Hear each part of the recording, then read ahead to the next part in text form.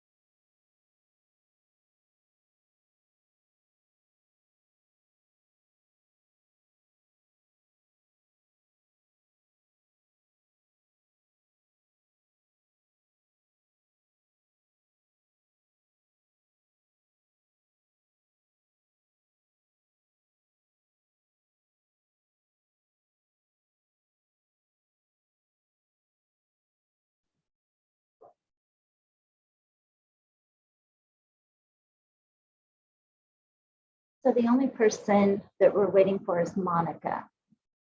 Karen, Jim, and Councilmember Ward will not be present. But we do have a quorum. Okay, we'll give it just one more minute just in case, and then we'll get going. Okay.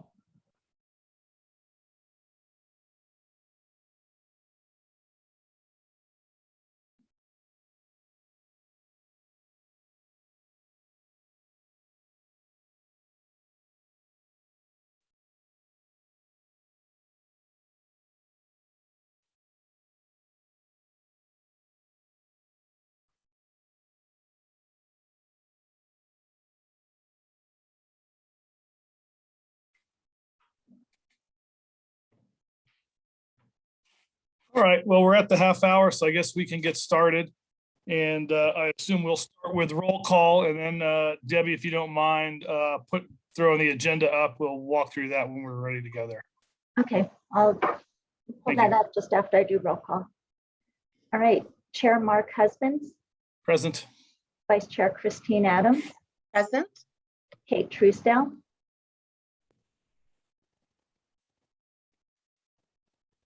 oh, no, Kate's here. I didn't hear you say Oh, I'm sorry. Yeah, here, present. thanks. Stephen Young, Here. Inglewood Schools Liaison, Gary Manfrey, Present. and then excused, we have Karen Miller, Jim Woodward, and Councilmember Steve Ward. Staff, we have Director Christina Underhill, Open Space Manager Dave Lee, and Aquatics Manager Brad Anderson. Let me just, not present is Monica Johnson. And did I get everybody? I think we're set. Okay. All And right. of course, the first item will be approving last session's minutes. I was not personally present, so I have no comments or corrections, but does anyone else have comments and corrections from the September minutes?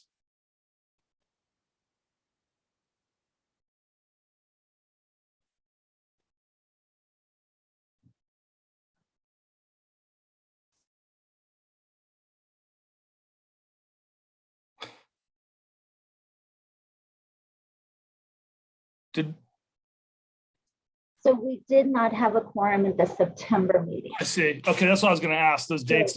So we actually don't have minutes from last month, so we don't have, Right. I guess. Okay. Well, then we can move on to the next agenda item. So well, we do need to approve the August.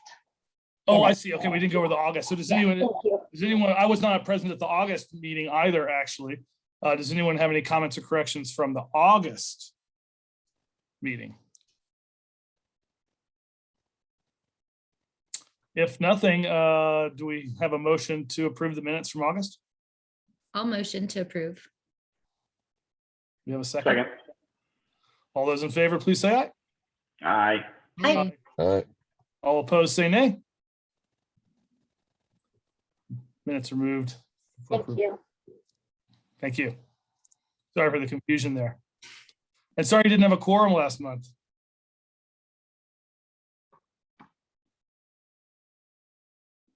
Okay, do we have anybody from the public joining us today? We do not. All right, so I guess we can go straight to Pirates Cove.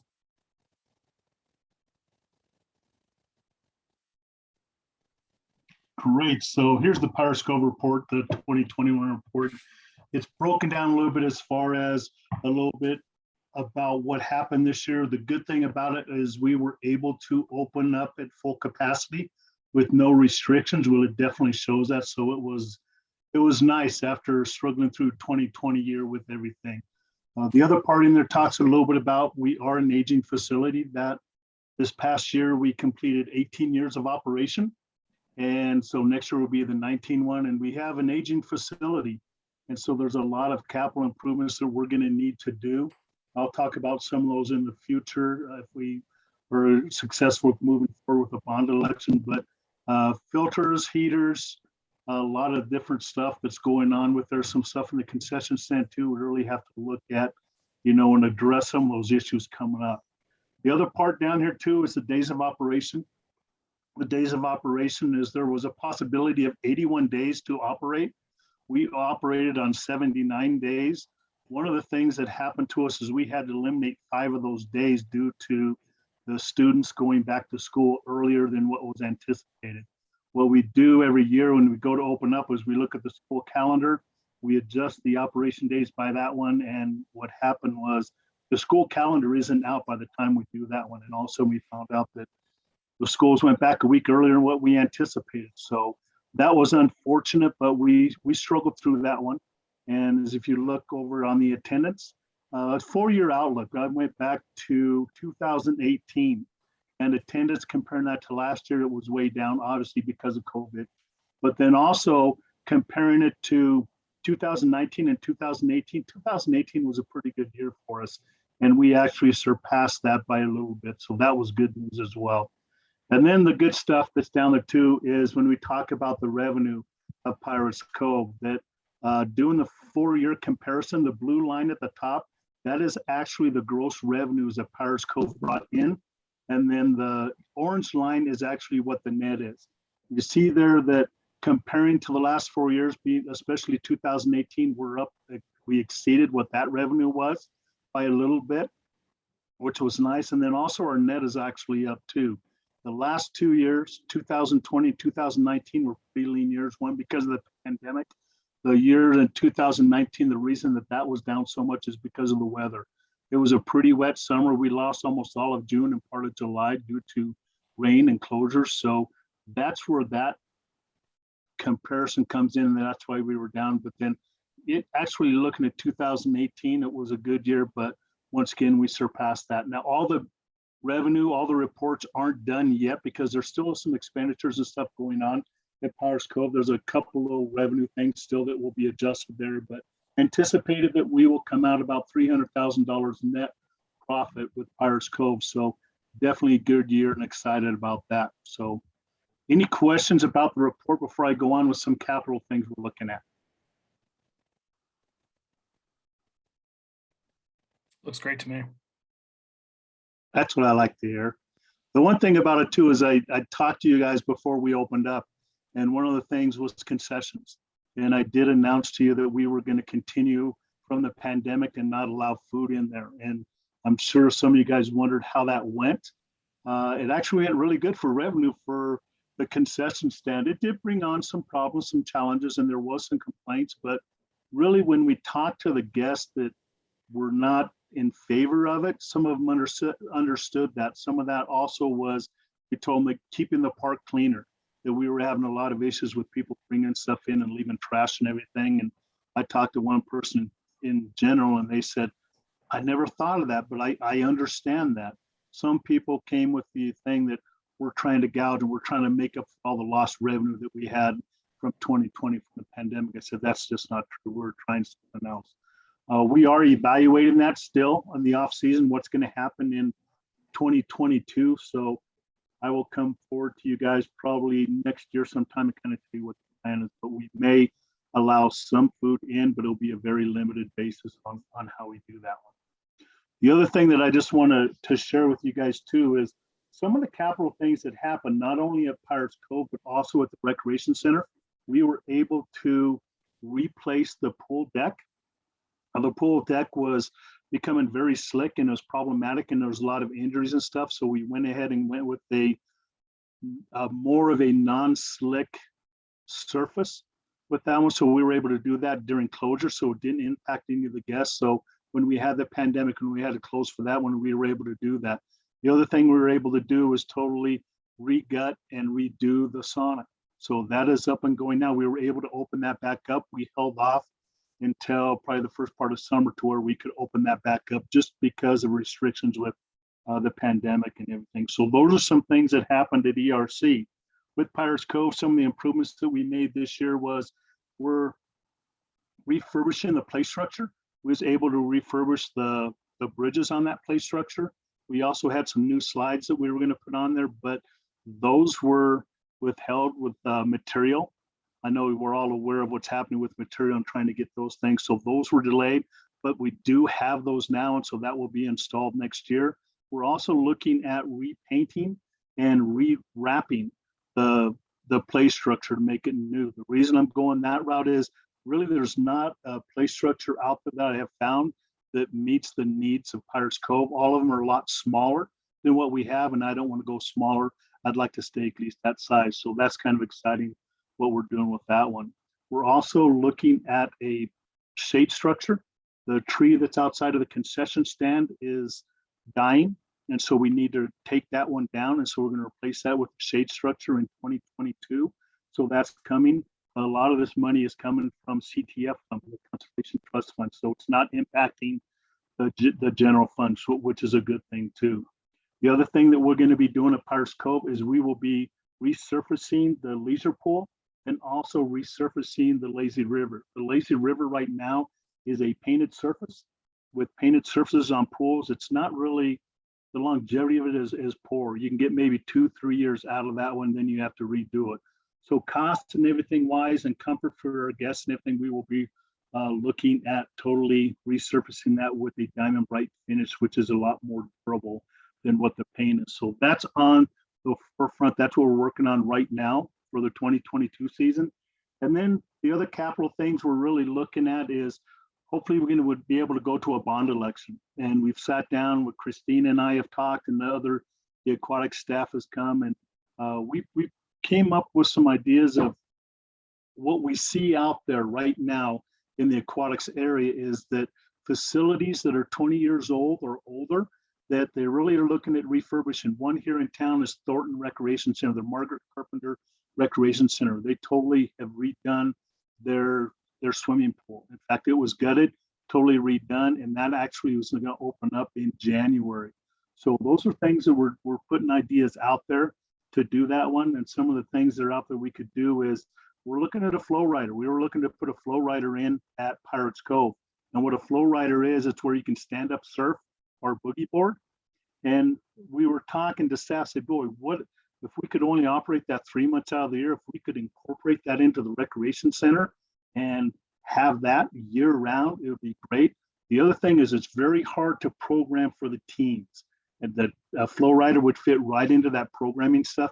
And then also the good thing about that is that can actually bring in some additional revenue for the recreation center. So we're excited about that. There's also a ninja course that's out there that you actually will store up in the ceiling. You can drop it down where they're going to be used. There's another great thing to target the teams, to program from them. And not only that, but what we're finding out in the industry across the nation is that's actually being used for some exercise equipment, like for the seniors, for the water fitness classes. You know, that's just another component that we can put in there to entice to try to grow that program up a little bit more too. Other things too, looking at is maybe a pool. a pool leisure component that could be in there too. So that would be exciting. And slides, you know, the way that they're constructing slides right now, they go outside the building and come back in. So you actually save space and it's not taking up stuff on the deck. Other things too is family locker rooms, change the family locker rooms. They're a little bit cumbersome right now. And then actually look at the locker rooms too, as we'd be tying that into with the recreation center. So those are just some things that we're looking at. There's a lot of different ideas as we go down the road to do that one. For Pirates Cove, you know, I've talked a number of times that we really need to expand. One of the biggest complaints I get when guests come into the facility is, what have you done new? What's new and exciting? And say, nothing. We haven't been able to do anything yet. So we have done feasibility studies before what to do. So one of those is a mat racer. So that's one of the slides we can do. Also look into some infrastructure things. And then also looking, maybe we go in and we revamp where the competitive pool is. Maybe we add more slides into there. We have another type of a pool to sit down where people can relax. So I will be attending the World Water Park Association Symposium and Trade Show next week and looking to get a whole bunch of ideas at that point in time. So that's a little bit about aquatics, a lot of stuff on our plate, and we're excited about moving forward and getting some of these projects going. So any questions for me? No questions, but a couple of comments. This is like the most exciting item I think we've had on the agenda in a long time. Good. It sounds so cool. Just two comments. One, I am still going to advocate for a hot tub somewhere. And that's something that we'll look at when we sit there, if we expand the recreation center aquatic area. That Hot tubs, you know, they're problematic, but boy, I tell you, a lot of people, they definitely love the spas. I know, right? Like you do. Also, I attended the volunteer appreciation event at Pirates Cove in one of the adult nights, and I don't have kids, so I don't feel like I should go to Pirates Cove by myself. And so that was wonderful, and I would love to see more of those. I don't know how cost benefit analysis on having those open in the evenings, but it was a lot of fun, and I went with a handful of people and it was packed and everybody had a great time. So that would be my 2 cents of maybe trying to do those more often if the funding works out. Sure. And most generally, historically, with the adult nights, we have to have a pretty good group to come in to recoup that cost.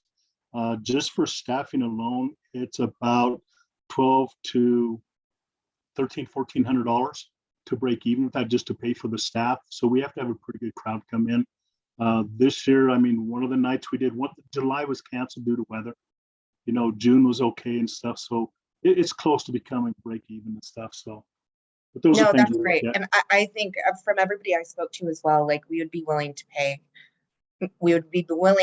more for the opportunity to be there for an adult night. So just my 2 cents. But thank you for all you've done with, I mean, our aquatics are incredible, and it's exciting that we may get more. Yes, thank you. Yeah, I just want to echo what Christine said and say thank you so much for considering that teenage demographic, because that's something we've been talking about for a really long time. So I love these ideas and I love that you're considering that. So let's do it. I'm jazzed. Awesome.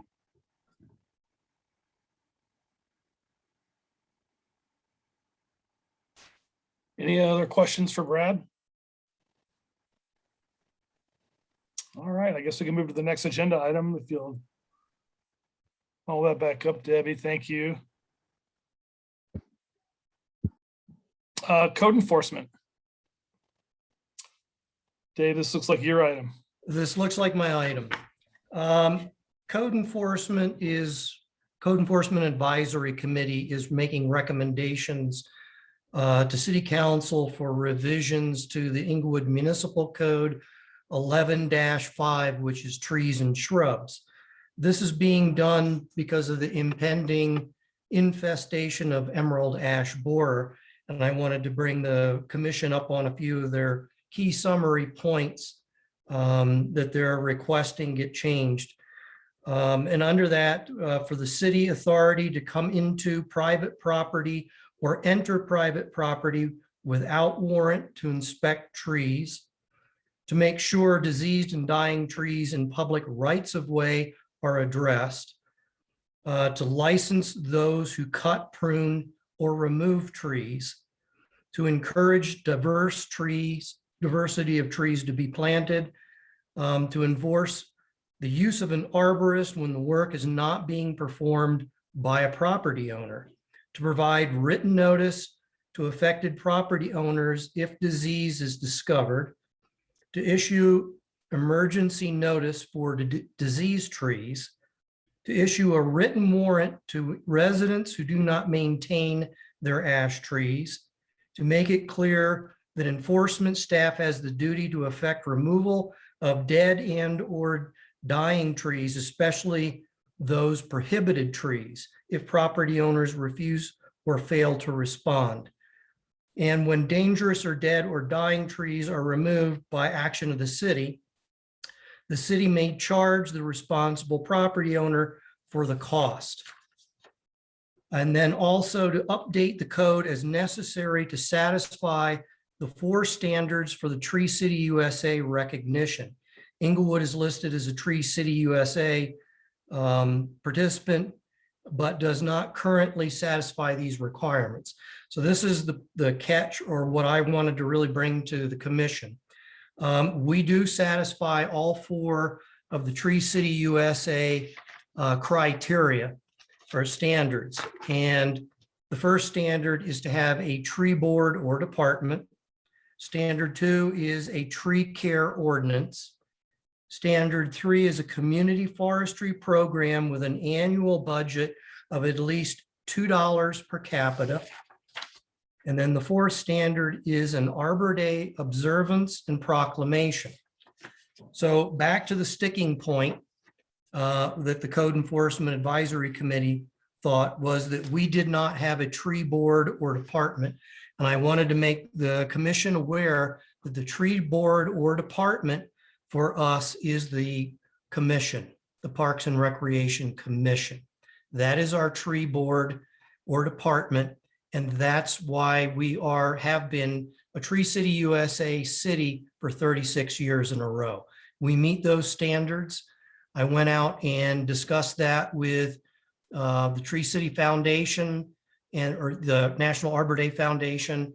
They sent me back to the state forester for Colorado, and they looked at our ordinances and everything and agreed that our Park and Rec Commission is our board. So I just wanted to make everybody aware of that.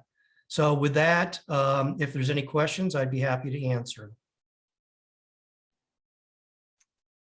I have a couple of questions. The first is, what is the public campaign around this? I mean, I feel like I saw something on social media, but I could just be making that up. I'm just curious how the public is being made aware of all of these things.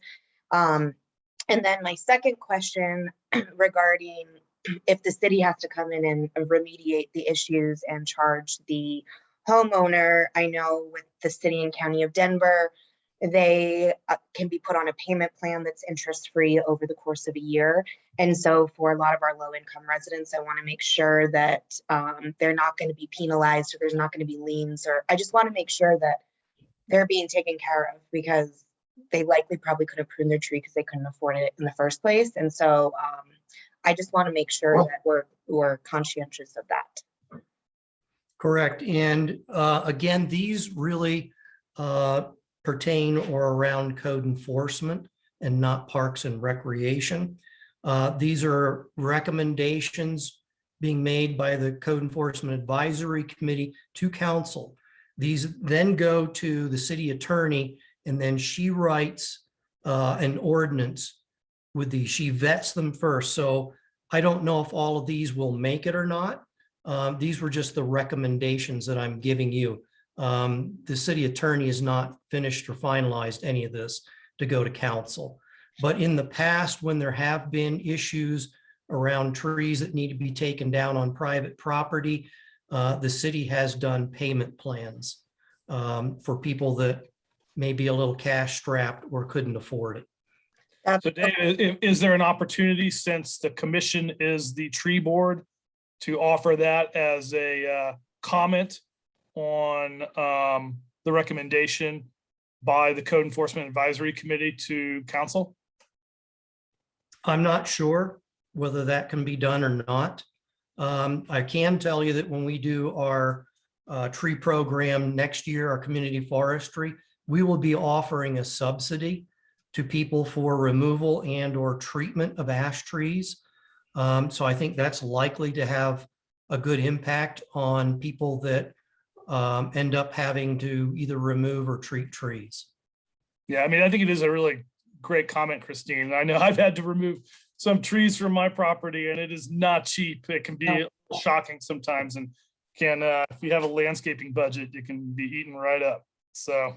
Yeah, and I want to echo your comment, Mark. Like, I understand that this is coming from the Code Enforcement Advisory Committee. However, if we are the responsible party for this, I still think that we should have a say in the recommendations before they go to council, because we're the ones who are going to be held responsible if we're that governing body. So I don't know how that needs to happen, but I would advocate strongly for our review before it goes to council. I think we can put it in the notes and that can go to council, but you're not the governing body for this. This is code enforcement. Your responsibility in this is to be a tree board so that we meet the standards for Tree City USA. It has nothing to do with the code in that aspect.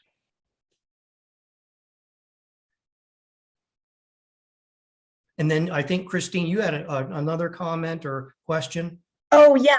Just about if there was any sort of informational campaign to residents about this. I feel like I saw something something clever about this recently, but sometimes there's a lot of tree things that I have to see and I get them confused. To my knowledge, there is nothing out there right now. Again, until this is finalized and goes to city council and city council approves it, it's really kind of premature.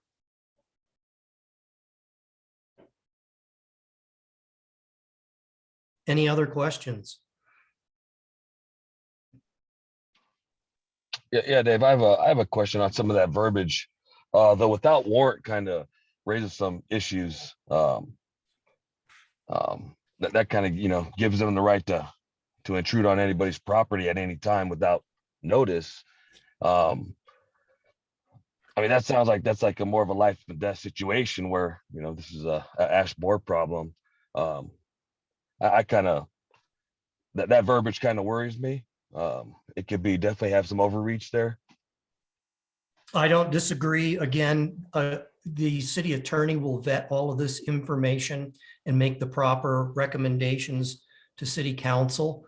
And I think this is one of those issues. She had sent me something today on a ruling from another state that makes this a little bit onerous and doubtful as to whether we can actually do that. Because of people's civil rights. That a warrant process might be onerous for the agency, but it does seem like a notification to residents before correct the observation, before coming on someone's property. That seems like a reasonable requirement, even if a warrant is considered to be unnecessarily burdensome. Correct. All this has to be vetted out. The main thing that I wanted to mention here today was that all of you are acting as our tree board. Mm-hmm. That's the most important thing for us for right now. Yeah, I would agree with what Gary said and Mark said. Maybe it's possible, like once this gets finalized, for it to come back to us and we can just kind of double check. I don't know if that's an option. I think it can come back, yes. Okay, that'd be great.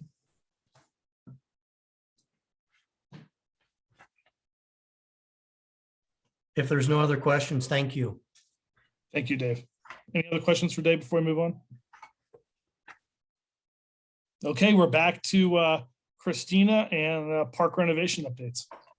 Yeah, this will be fairly quick. We did meet with ECI, who is the designer of our 3 parks, and American Ramp Company today. So that was a fun meeting. American Ramp Company will be designing and installing the skate park at Cushing Park.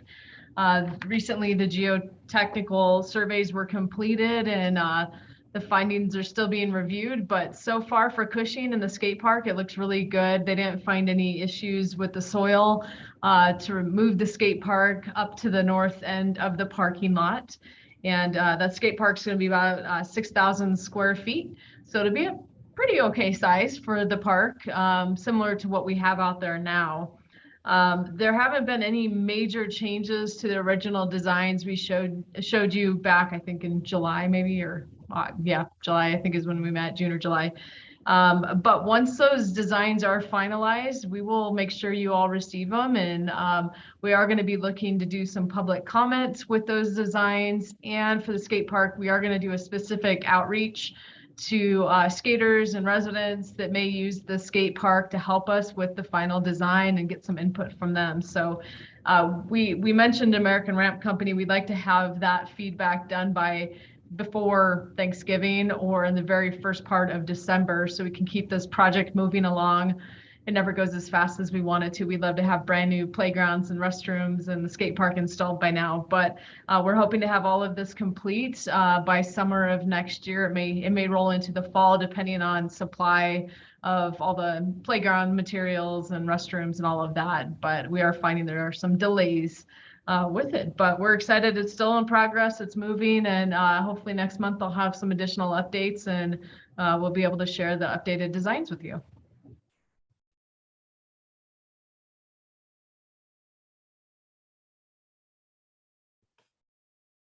Okay, any questions for Christina?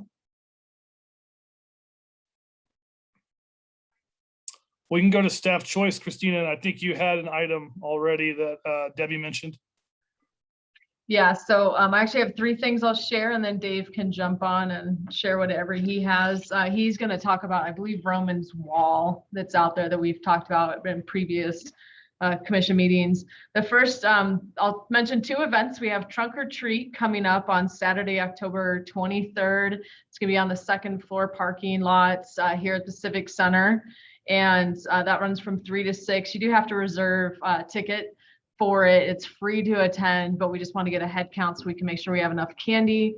Also, if you're interested in providing a trunk for the event, decorating it, there's a little competition going on. So if you want to sign up for that, the deadline's tomorrow, and you can reach out to Debbie or myself and we'll get you on the list. And then the second event is the Mallee Holiday Bazaar, which is happening on Saturday, November 6th from 9 a.m. to 4 p.m. Over at Mallee, there's over 100 different participating artisans, and they're going to be selling a lot of amazing homemade goods and different pieces of art. So you can do your holiday shopping on November 6th at Mallee. And then the last update I have is regarding off leash. We might be done talking about this for a while, but it was originally a resolution. It is changing to become an ordinance. And so we still have the 4 parks on the table. So it'll be Cushing's off the table. Jason Park, Duncan Park, Canine Corral, and Northwest Greenbelt. Both Jason and Duncan will be getting a single fence to separate the playgrounds and amenities from the off-leash areas, and Jason Park will also have a temporary fence installed during the sports season to separate the sports use from the off-leash area, and that's going to be something that comes down weekly and goes up weekly. So the off-leashers will have use of the larger field, and hopefully the kids can enjoy a soccer game without the conflicts we've had in the past. And then go ahead. Sorry. What happened with Cushing? Cushing, they voted not to move forward with due to cost. I think it's something down the road. You know, Brad talked about a bond in our future and some of the improvements to our facilities. you know, with every park renovation, we may have a chance to look at, is there a way to add a fenced area in to allow for off-leash dogs? Miller Field's a good example of, we're getting some more high density housing possibly coming in there. And most likely these people are going to have dogs that will need a place to go play, because they're going to be more like apartment units, won't have yards. And so as we do these renovations, we can look at, is there a possibility to add off-leash areas that would be fenced and controlled into the park system? So there's future opportunities for that. The other update for the ordinance is the hours. So the hours are going to be from 6 a.m. to 11 a.m. and then 6 p.m. to 11 p.m. When November 1st hits, the hours in the evening will drop to 4 p.m. so people have daylight to take their dogs out to these off-leash parks or areas. And then it'll go 4 to 11, and then March 1st, it'll switch back to the 6 a.m. to 11 p.m. So it's not going to be an all-day thing like we've had in the past. One of the comments that council had made was we want families to be able to enjoy these parks as well. And we heard many comments over the years that families have stopped going to some of these parks because of the conflict with off-leash. So all of the changes will go into effect January 1st of next year. So this remaining couple months will be just standard what we already have in place for hours. And then Dave and I are working on getting the fences ready to go to be installed as soon as possible. Hopefully we can get those in before the end of the year once these ordinances are approved. So October 18th is the first reading, and the second reading will be November 1st. And after that, I think you guys are off the hook for a little while, fingers crossed. And that's all I have. Those new hours one more time, like what they decided on? Yeah, so 6 a.m. to 11 a.m., 6 p.m. to 11 p.m. When November 1st hits, the hours in the evening will change to 4 to 11 p.m. in the evenings. The morning hours will remain the same. March 1st comes around, it'll go back to the 6 to 11 p.m. Okay. And we're hoping that's not going to be confusing. We'll find Yeah, out. that's kind of my concern, is that the hours was like such a thing, and it feels like that just is still confusing. Yeah, But I I'm really appreciate excited council's thought on it. But yeah, I think the signage is something we're going to be addressing here and making sure it's very clear, you know, with the fence that goes in at Duncan Park, one side of the fence is going to say off leash only, and the other side's going to say no off leash, you know, beyond this point or something. And we'll make sure the hours are posted in multiple locations. Our ranger has started, and Dave can give a brief update on our new ranger. That's going to be a huge piece of all of this. It's something that has been inconsistent this last year. We were getting some traction when the ranger was out there. And so hopefully she can do her work, and she's out in the parks already. And she's official, so you'll see her around if you're out and about. Awesome. Thank you. Thanks. Any other questions for Christina? If not, we can go to Dave. Okay, to provide you with a Romans Park update. We still have not done final walkthrough out there.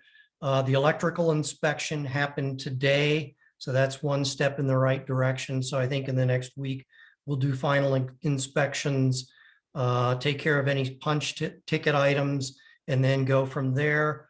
The wall out there, as I was out today visiting the park, some concrete company was working on the wall for the apartment complex. They're putting a coating on the outside of that. They were busy drilling rebar into it right now. So I'm hoping it's a little bit better than just a skim coat. They also want to put or extend a sidewalk from their property across the drainage canal or drainage pan that's out there, and then put a ramp from there down into our park to make it ADA accessible. I agreed that that would probably be a good thing, but I asked for design plans for that. I also let staff know that they were doing work out there. I think they need a permit, but we're not sure. They certainly will need a permit to put that walkway in. So we'll see as things progress there. A week ago, we had a homeless connect. I think it was last Wednesday, a homeless connect special event. We brought in all kinds of outside help for the homeless, so they had resources. And I'm guessing we had about 50 homeless. It was very difficult to count them because they had many ways to come into Cushing Park. So it just made it real difficult to count those people. But I think the overall reaction was that they were very pleased, as were the providers, to be able to come out there and interact with homeless people. So we're looking at continuing that, possibly doing 2 a year, 1 in the spring, 1 in the fall, because I think it's a very important thing given all the homelessness that we have in Inglewood. Park staffing, we have been at a real difficult staffing level here recently. We've had 1 person out with COVID for over 6 weeks now. We have another person out for a month with some surgery that just went through. We had another person give notice that they were retiring in 2 weeks. Obviously, all of our seasonal help is left for the year, and we've been scrambling. So it's been a real difficult last month or so with everything that comes up, and then dealing with special events and graffiti and homeless cleanups and camps and things like that. Golf irrigation, we had taken that to council. When was that? October 4th for approval.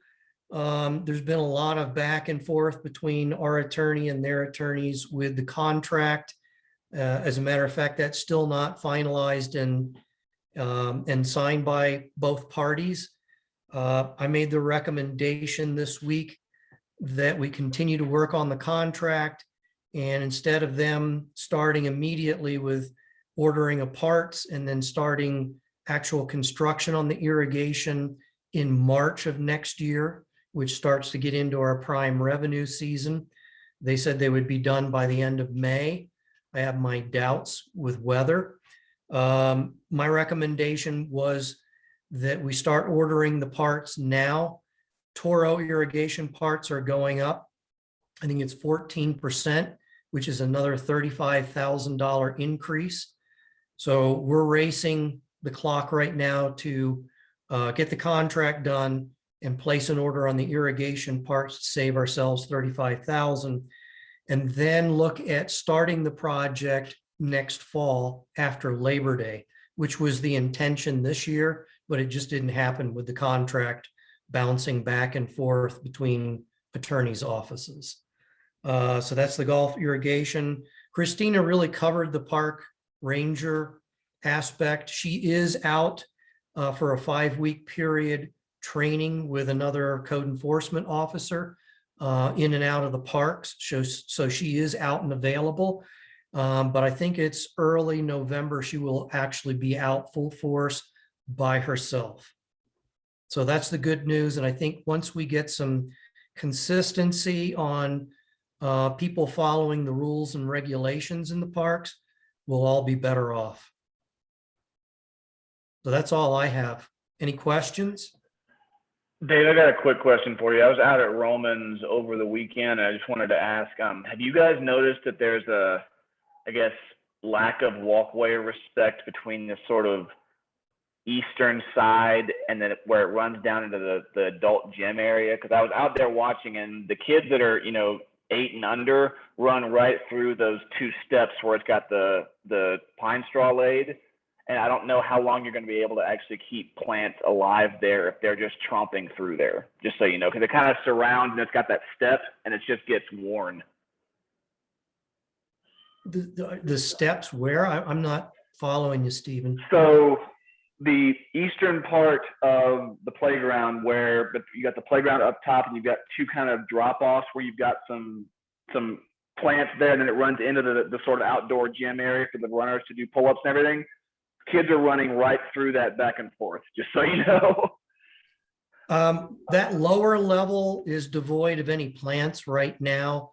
I think that's something that we'll look into next year, is getting some plants and hopefully kind of discourage some of that. I've also noticed that one of the openings from the apartment complex actually opens up into one of the shrub beds, And Yeah. people have been riding bikes through that, walking right through the shrubs, stepping on them. So we have issues there as well. Okay. But thank you for pointing that out.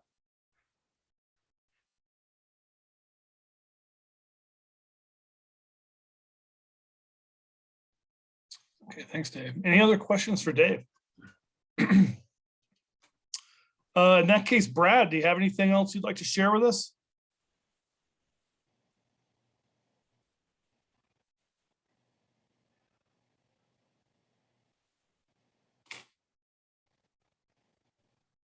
There, I couldn't get unmuted. No, I really don't. So I think everything's good. Thanks for having me, and it's a pleasure seeing you guys again. Appreciate it, Brad. Okay, well, that leads us to Commissioner's Choice, and I'll start with Christine there. All right, so I have a few things. One, Dave, if you need specific like volunteer help, I mean, I completely understand being understaffed in parks.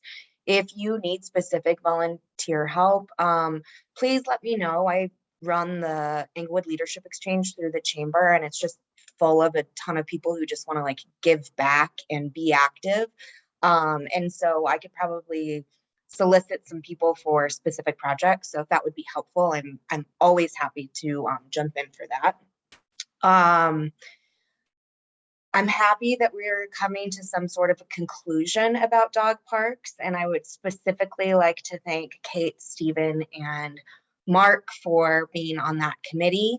I will have this conversation with Steve Ward when I see him next, but for as many years of work as was put into this, including a mediator and all of the recommendations set forth, for those to be disregarded feels a little disrespectful to this commission. And I would just like to have that on the record, that if they are asking us for our recommendations and then for them to be dismissed, it just doesn't feel right. And so if they ask us for serious recommendations in the future, I think as a commission, we really need to think about what our role is going to be in that, so that we don't go through this saga again. But I'm happy to have a resolution. I'm happy that we're going to have signage, because I think that the hours are going to be an issue as they have been in the past. But it's done. We can put a pin in it. And then personal news. I know this is being recorded. I don't care. I left Denver Parks and Recreation. And I am now the Director of Community Relations for the Denver Zoo. So I have followed our former Inglewood Parks and Rec Commissioner, Amber Christopher, who I sit right next to the zoo. So just wanted to let all of you know in this forum. It's really fun you guys sit next to each other. That makes me really happy. Congratulations on your new job, Christine. Thank you. No, it's kind of wild. I was like, hey, Amber, do you want to go to a Inglewood Parks and Rec Commission meeting tonight for old time's sake? She did not want to. Well, thank you, Christine. Is that it? Anything else? Okay, let's go to Kate. Yeah, I don't have anything, but I would definitely, I mean, I already said it, but I'm going to say it again. These hours, you guys, we're going to be talking about the dogs again. It's just going to happen, but hopefully the signage will be really, really clear, and we can try to do maybe the Walter Wednesdays, I think is pretty effective. So maybe we can do a campaign around these hours once they get going, or even leading up to it, like hours are changing, heads up, so people really start to know. And I think definitely the park ranger can get involved in that, but we'll see what happens in 6 months. That's all I'm going to say. Kate, you also realize if it's passed as an ordinance, if the community does not like that, they can vote to rescind everything that we've done. So we'll talk in 6 months then, for sure. We're not done with dogs. I know. We're never going to be done. I'm going to keep thinking forward though, you guys. But all right, that's all I have. It's always good to see you guys. Thanks, Kate. If that's it, then we can go to Stephen. I'm not going to waste everyone's time by going more into the dog parks. I'm just looking forward to another year. I just signed up for another term, and I think Kate did too. So we'll be in misery for those meetings together. But I'm good otherwise. All right, thanks. Gary, you got anything for us? Nothing there, Mark. Great seeing y'all again.